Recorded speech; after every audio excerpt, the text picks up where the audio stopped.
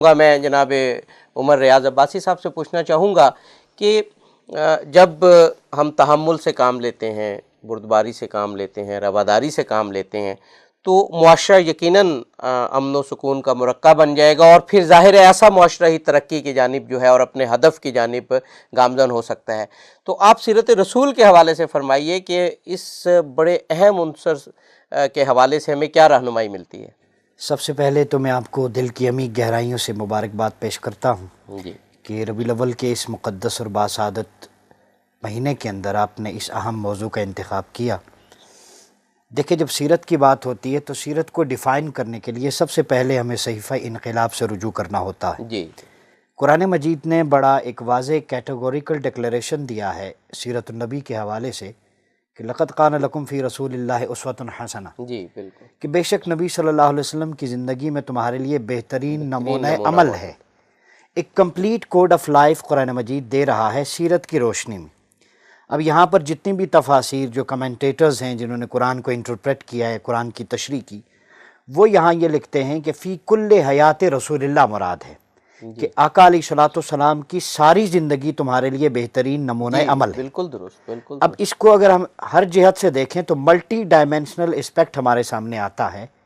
کہ حیات سے مراد بچپن سے لے کر آقا علیہ الصلوۃ والسلام کے وصال تک، یعنی آقا علیہ الصلوۃ والسلام کا جو بچپن ہے وہ بچوں کے لیے رول ماڈل ہے، بالکل، آپ کا لڑکپن اور آپ کی جوانی جوانوں کے لیے رول ماڈل ہے، بے شک، اور آپ کی ایج کا جو آخری پیریڈ ہے وہ بزرگوں کے لیے رول ماڈل ہے۔ بے شک، تو یعنی زندگی کے ہر لمحے میں، ہر شعبے میں، ہر سکول آف تھاٹ کے شخص کے لیے، پوری ہیومینٹی کے لیے اس میں ایک رول ماڈل کی حیثیت ہے۔ ان کی تبلیغ مبلغین کے لیے نمونہ عمل ہے۔ ان کی جیسے حضرت فرمانے کہ تبلیغ کے باب کو لے لیں، تحریر کے باب کو لے لیں، آپ کے معاہدے جو ہیں جیسے میثاق مدینہ ہے جو آپ نے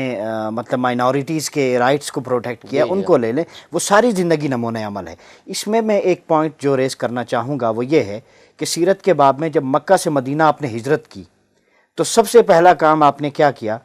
وہ تھا مواخات ڈیکلریشن، جسے فرسٹ اسلامک سوشل آرڈر کہتے ہیں، جسے مواخات مدینہ کہتے ہیں، کہ جو لوگ اپنا گھر بار چھوڑ کے آ گئے مکہ سے مدینہ، ان کو ان انصار کے ساتھ ان کی میوچل انڈرسٹینڈنگ بنا لی کہ تمہاری تجارت میں، کاروبار میں، معیشت میں یہ برابر کا شریک ہے۔